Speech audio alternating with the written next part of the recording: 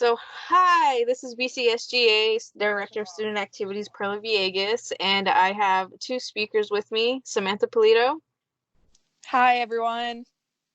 She is the president of BCSGA, and I have the public relations, Eric Plata. Hi, everyone.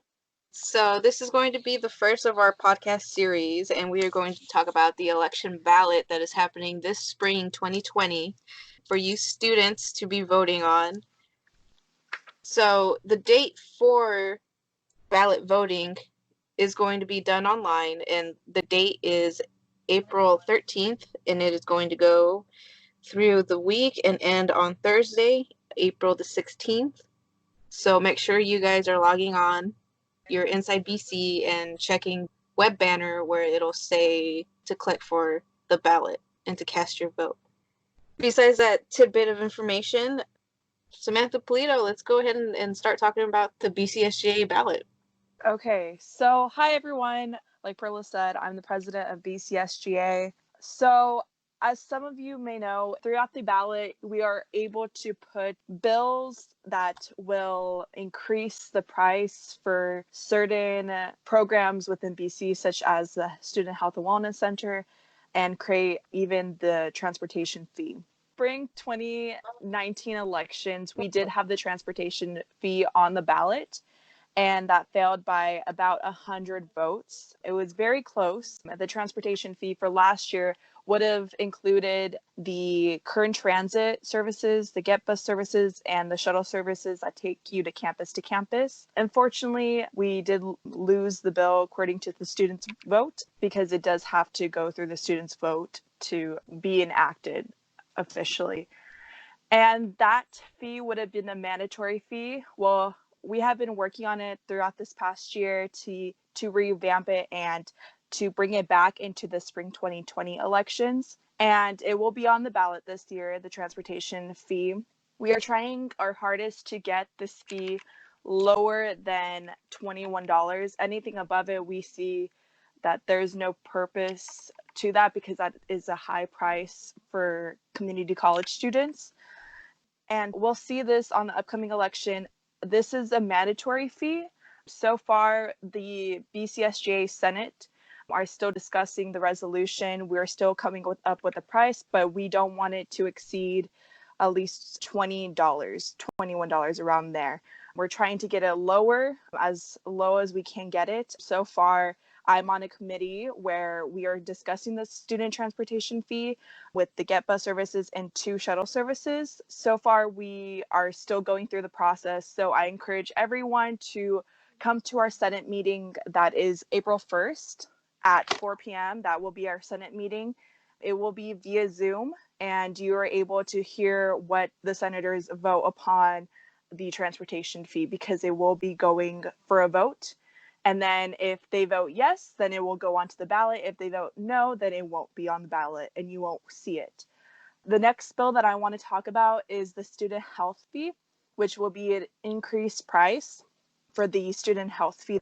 Currently at $13 per semester and $10 per summer semester. It states that this amount to $36 per year ranks as the lowest student health fee for the California community colleges. And this has not changed in over 10 years.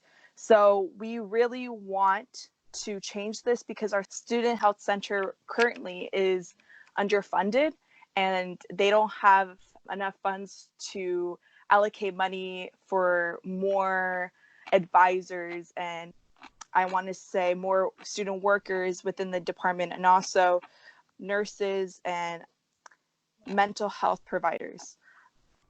So the student health fee will be going through BCSGA Senate as well.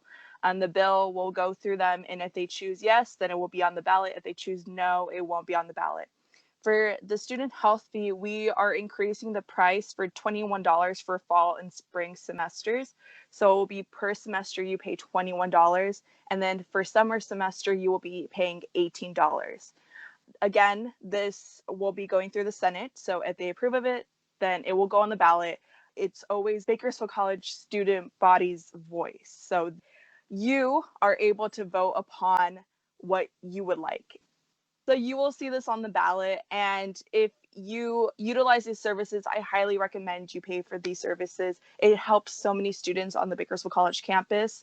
I know personally that I've seen the Bakersfield College Student Health and Wellness Center always being utilized, and it takes a while for students to get seen because of the lack of funds to provide more specialists that are able to help students and talk to them and talk through stuff. So again, you can input your opinion at the BCSGA Senate meeting on April 1st at 4 p.m. It will be via Zoom. It will be sent out through the BCSGA president email. So please look out for that. Thank you, Samantha Polito, on talking about the student health bill and the transportation bill. Again, if you're just coming on to the podcast and listening, BCSGA's website, and you will find the agenda posted on Senate meetings.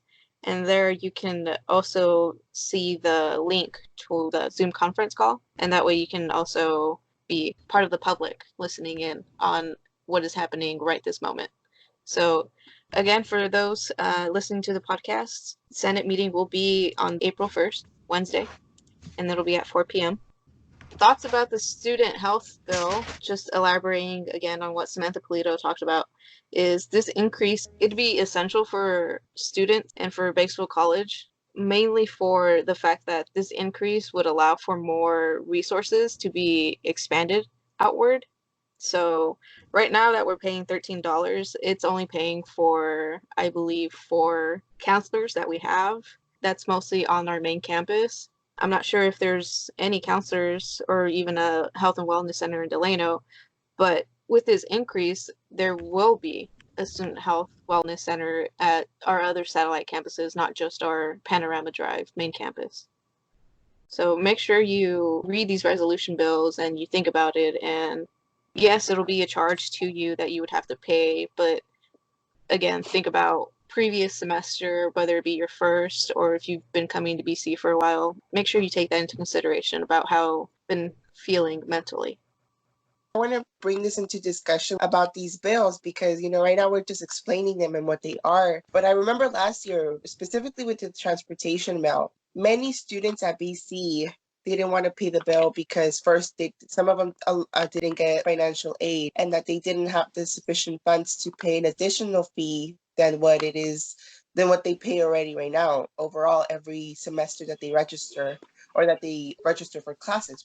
In a way, I can see their viewpoints of how an additional fee plus an increment in the health fee is going to be in a way a burden to some students financially, obviously, but it can also be a sense of stability and having a ride to the other campus, that you can rely on the Renegade shuttle, or that if you live in a rural place in, like, for instance, Lamont or Weepatch or Lake Isabella or places like that current transit is there for you, or that if you have to go somewhere, or, the Get Bus is not just going to be used just to go from home to school and back and forth. You can use the Get Bus services at any point, because again, it's not just utilized from home to school and school to home. You can use the Get Bus throughout the whole day, and you will have to pay at the beginning of registration. In a way, I can also see how students will benefit the most and some students will not benefit at all. For instance, some students that take online classes,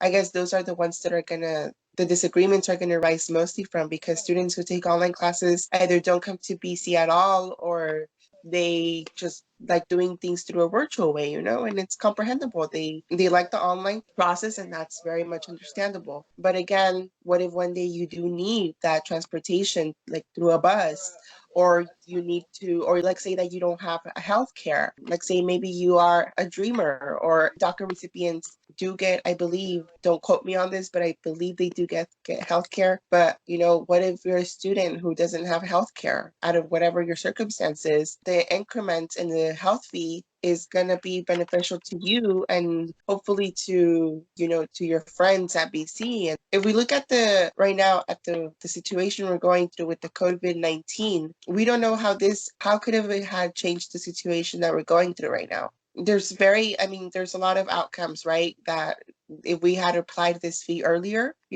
but again, We have to look at it in a positive way. And yes, I understand that some students, a significant portion of BC students don't receive financial aid and that they will have to pay out of pocket. I mean, we cannot go around that. We cannot just cover that with our finger and say, oh, let's forget about the students. No, we have to let them know that we're here for them as well. But, sometimes with the cooperation of everybody, we can, come to serve all Bakersfield College students and, help all Bakersfield College students. I know some friends of mine that live in Lamont and they do struggle a lot to come here to Bakersfield College just, because of the ride. Sometimes they don't have a ride to BC or to a campus at BC, and it makes it very difficult for them to come to Bakersfield College. So it's good to help out another student. It is going to be an increment when you register for every instructional semester. It is going to be more than the usual that we pay right now, but it's going to benefit all Bakersfield College students. And I think that if we all help each other out, eventually we can have a more, accessible BC and a better BC pretty much, which is what we're working for. Thank you very much, Eric. The transportation bill, I think what's important for students to know right now is the fact that we're not trying to make this a fee. It's over an amount to where if you were to get these services by themselves, this is a fee that we're trying to get where it's low cost and it'll help students. So this isn't something that we're trying to make more money of or anything like that at all. This is so that student can pay this low fee and get these extra services just for being a Bakersfield College student.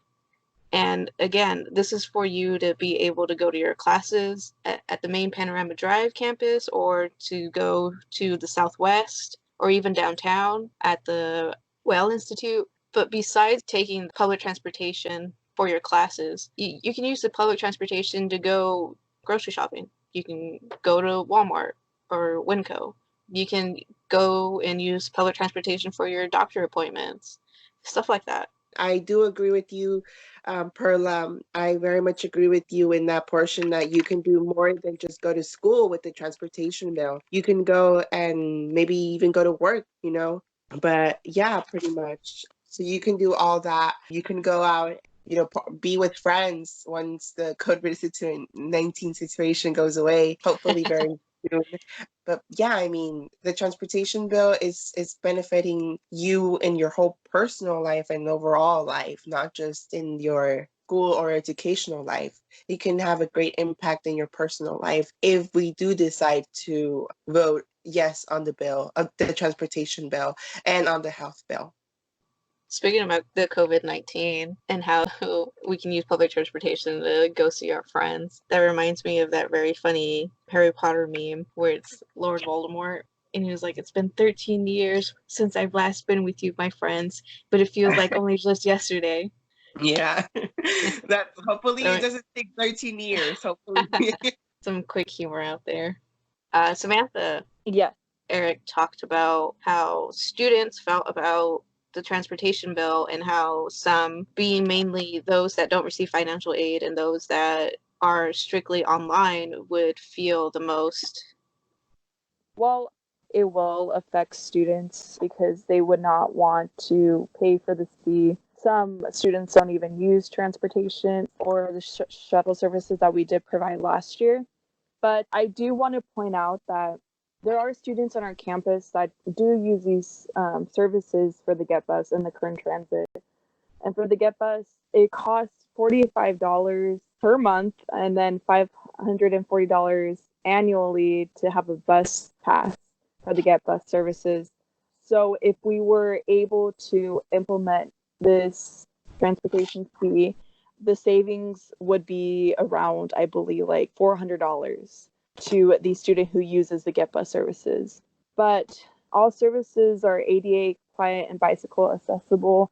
And also, I am on the committee for the transportation services to discuss the possible services that are going to be provided. And the Get Bus service actually talked about how they're going to have a route to the Bakersfield College campus for Southwest campus and CSUB on both sides. So it will be in front of CSUB where I believe, where Stockdale is on the Stockdale Highway Street. And then the other stop will be on Southwest Campus for Bakersfield College facing the marketplace. I also want to point out for the Get Bus services, students have the option to ride the bus 7 days a week. It does not matter what route. They're able to use the bus to get to the mall or any route throughout Bakersfield. So essentially, students that do take online or that don't have financial aid or have their own vehicles, they would get some benefits from this. Oh, definitely.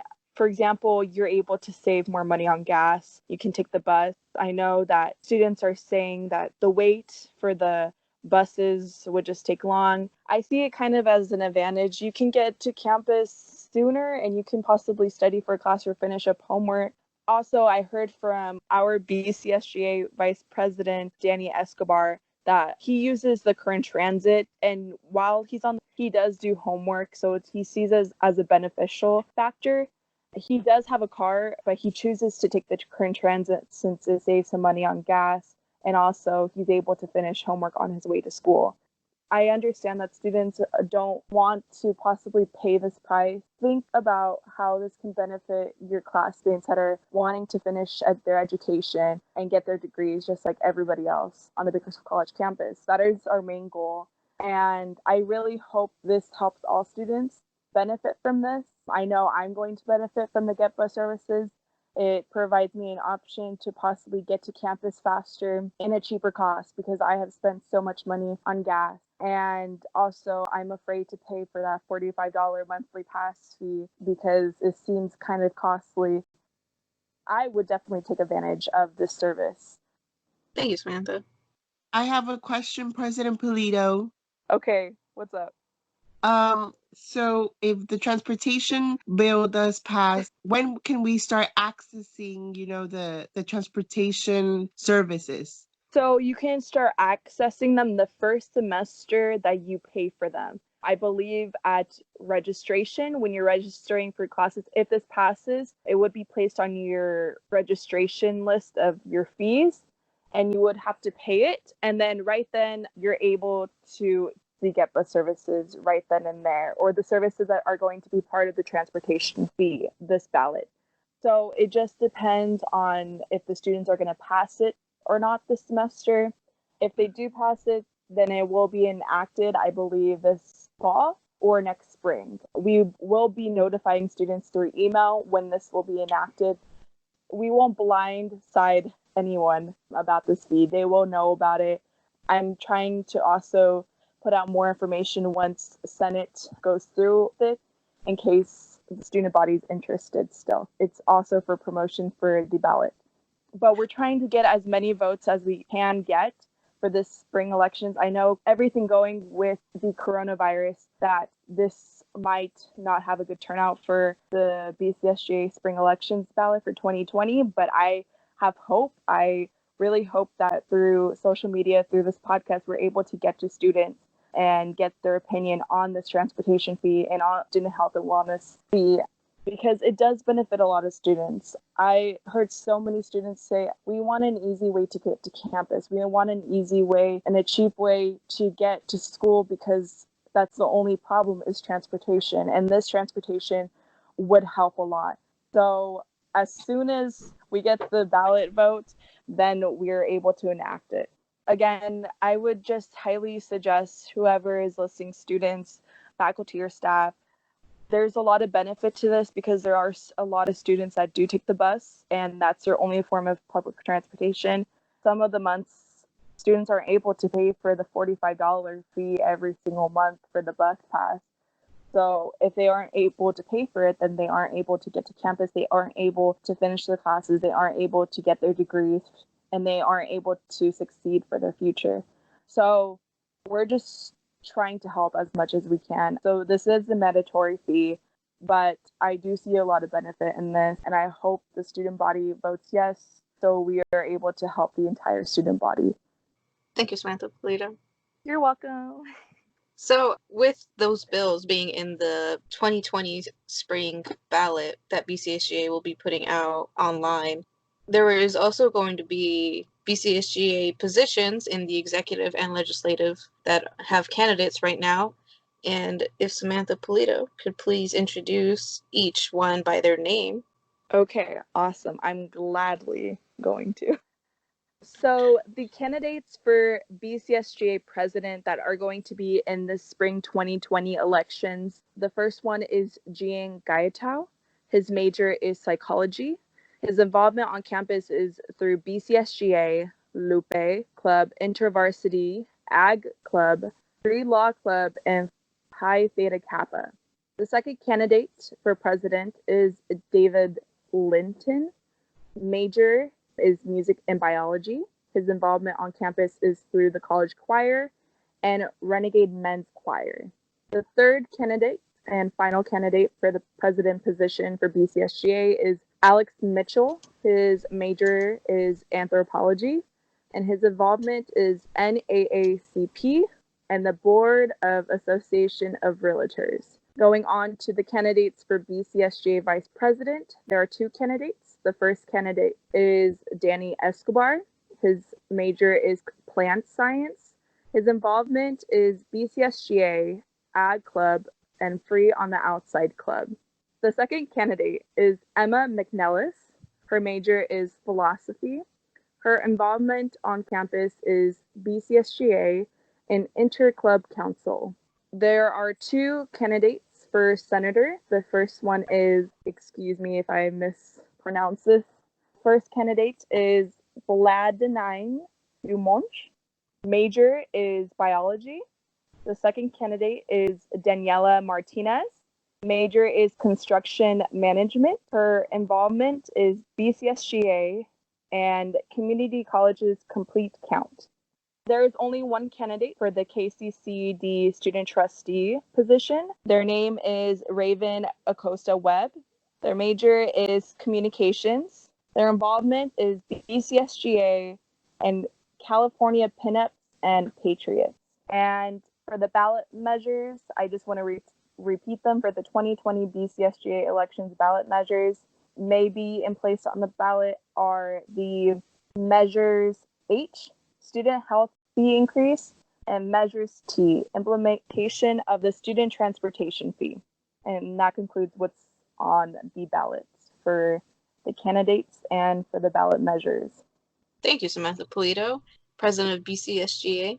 I wanted to add that it is very important for students to take these elections, serious, and that they, that they actually vote, because at the end of the day, these students are the ones that are representing us at the student government level. And although it might not sound like student government is like all that serious, it is serious because these, the measures that are happening right now, like the health fee and the transportation fee, these were, created by BCSGA, to improve, to have a better BC. So it is important for everyone to vote, everyone. If you are an enrolled student at BC, you have the right to vote for your representatives, because at the end of the day, they are the ones representing you at the student government level, and it has a huge impact if you do not vote. So please go out and vote when the elections are open.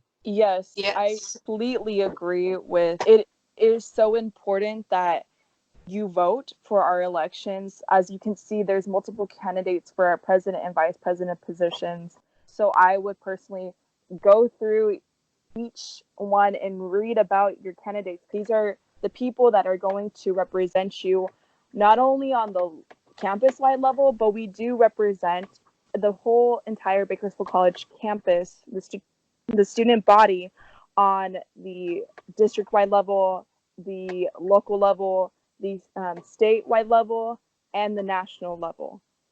So we do represent the whole entire student body. Personally, myself and Director of Student Activities, Perla Villegas, were in the region for the Student Senate of California Community Colleges. That is the statewide level where we represent the student body of Bakersfield College on enacting on legislation that will benefit the student body for Bakersfield College. It's very important because these are the people that are going to be working for you, speaking to the administration on your opinion, your vote, the entire student body. So it's very important on who you know and get to know these candidates, ask them questions. They are there because they want to represent you. They want to be that voice for you. And that's the thing. Within BCSGA, it's not only about events and activities. We do that for all of you, but there is another level where it's like legislation and also going to meetings with faculty and staff to talk about what are the students going through right now. So it's very important for not only voting on the ballot, but also get involved. I became involved in my second year at BC, and now in my third year, and I'm graduating, and I have had a great experience on my own. I created the study room with BCSGA that helps benefit students during finals, and that's something that you're able to do as a student, as a representative, and also just make sure that your voice is being heard.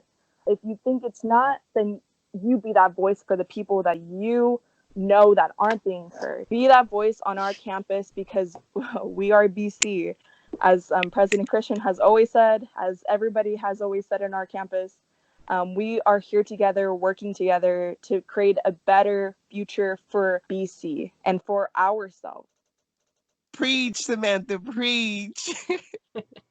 And again, for our listeners, I will be releasing another podcast where it will just be the election runners. So all of the people that you heard about, they will be on a podcast as speakers, and that will be posted on April 14th. During the week of April 6th to the 10th, I will have a Discord open for you to post questions, along with you being able to submit questions to me for these candidates. You can do that through my email, bcsgaactivities@bakersfieldcollege.edu. Thank you, President Polito. And for any faculty or professors that are listening to this podcast, make sure that you urge your students to take election seriously, to actually go online and see who's running, and to listen to the podcast when it gets posted so that they know who these people are, what their interest is in, for how to better BC. And again, make sure you urge your students to be more aware of who's running and who is trying to represent Bakersfield College. Moving from topic from the measures and the propositions and all that good election stuff, which you should be getting involved with. I want to move topics to the Census 2020, which is highly important for all of us. Whether you're a staff, whether you are a faculty, whether you're a professor or not, whether you're a student, whatever your age is, whatever your race, ethnicity is, the Census 2020 matters for everyone. This pretty much is going to affect all of us in the long run if we do not count ourselves. I am a Census student ambassador through California Community Colleges, the Foundation for California Community Colleges. And what I did at BC before the whole COVID-19 situation was going around Bakersfield College classes and presenting about the census and what it is exactly. Obviously, right now, I'm not going to do a whole presentation, but I do want to tell you that if we do not count ourselves in the census, it can impact us, but it's also going to impact the upcoming generations within the next 10 years. So for instance, kids that are right now 5 or under, those are the ones that are going to be impacted the most. Based on the census, everyone is worth $20,000 in the eyes of the census. What I mean by that is that each of us are worth $20,000 for every fiscal year. The United States federal government releases funds here in the nation to communities, for the next 10 years. So if we don't count ourselves, we are skipping out on almost $20,000 every fiscal year. I mean, if we do the calculations, which is 20,000 times 10 years, you're skipping out on millions of dollars. Thousands and millions of dollars, if not billions of dollars. So it is important and essential for us to be involved in the 2020 census. And right now, you can start filing your census survey as I'm speaking right now. Actually, if you just go to 2020census.gov, you can access your survey, which goes by address. So I know there was If I ever had a presentation in your class, I said that you needed to have a unique code to access your census survey. But as long as you just have your address with you and your personal information, just like your name and your family's name, you should be able to access your 2020 census survey through, if you go to 2020census.gov, you can start doing your survey. And if you don't want to do it online, you can always do it by phone. And if you need the phone, if you go to, again, 2020census.gov, you can find the number right there. You can do it through the phone with the person that works directly with the U.S. Census Bureau. Now, if you have received your 2020 census survey through mail, it's great. That's amazing. Just file it and give it back to your mail person, or you can just go drop it off at your nearest post service mail office, whatever it is, whichever it is the closest to you. But yeah, those are the three methods that you can use: by mail, by phone, online. And I believe that the online method is the easiest and most convenient way because, again, with the COVID-19 situation, we want to stay inside and healthy, right? So you can do it online. It shouldn't affect us. That shouldn't be affected through online. And actually, this year was the first year. It was the very first year that the online method got implemented. Back in 2010, it was either only by mail or phone. So I feel that this year with this third method, it is much easier for us to get counted and for our, and again, 2020 census is going to be affecting is our park, our road, even your financial aid could be impacted if you do receive federal financial aid. So if you receive federal financial aid, it is essential, crucial actually, that you do your 2020 census because, again, you can be skipping out on millions, if not billions of dollars if you don't do your census. So that is why I'm emphasizing the census, not because I work through California community colleges to promote the census, but because I am a member of the community and I want those funds to get here. I want the Census Bureau to see that there are people in Bakersfield and the east side of Bakersfield. All right. Is there information that you can share? Any misinformation that they've probably seen on social media or just heard by word of mouth on there being questions about citizenship? Can you give any clarifying information regarding those allegations? Because there are some people that are apprehensive at most about filling out the census. Yeah, thank you for bringing that topic up. Yes, there has been a lot of, rumors, because that's what they are, rumors. They're going around. The 2020 census will not ask any information in regards to your status. That means your citizenship, if you're a resident, if you're a visa holder. It's not going to ask you about that. So don't worry about that. And it's not even going to ask you about your social security. They don't care if you have a social security or not. They just want to get a clear count of the people that are stepping on United States soil. And what I mean by soil is pretty much United States land in the nation itself. In regards to financial, I know there has been other rumors as well where, they're going to ask me about my bank account. No, they are not. They don't care about how much money you have in the bank or not. If you have a bank account or not, they don't care about that. They only care about you providing your name, your birth date, and where you live, and that you are raising your hand to get those spare funds that are distributed every year for the next upcoming 10 years. This citizenship issue, I would say, started with President of the nation, Donald Trump, that he wanted to implement the citizenship question on the Census 2020. The Supreme Court said no. And when the Supreme Court says no, it's because it's no.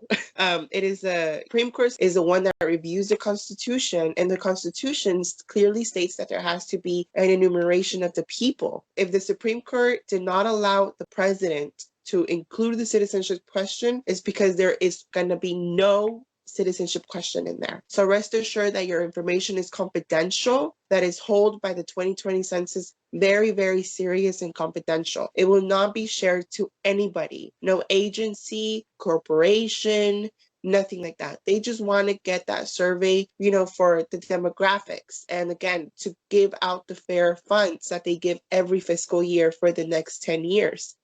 The only way that your information is going to be released is through demographics. And demographics don't show Perla is going to Bakersfield College, right? They're not going to say that. The Census 2020 is not going to say that. They're just going to say that this student with a bunch of other students, 33,000 students, are attending Bakersfield College and live in Bakersfield, California. That's it. That's demographics right there. So they're not going to single you out. They're not going to say, oh, this person is living here. No, it's going to go out through demographics. That's the only way the information, not even your personal information, but the information the U.S. Census gathers will go out through demographic. And again, to send out the fair funds.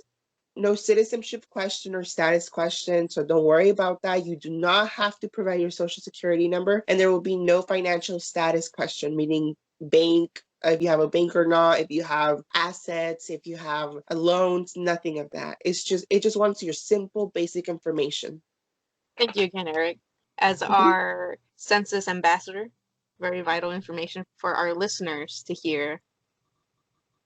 Thank you for listening. Thank you, everyone here working very hard from home. I hope you stay healthy and safe. Don't go out unless it's necessary and stay away from danger. So again, for our listeners, I'm Director of Student Activities, Perla Viegas. Hi, I'm Eric, your Director for Public Relations. And hi, I'm Samantha Polito, your BCSGA President. We are BC.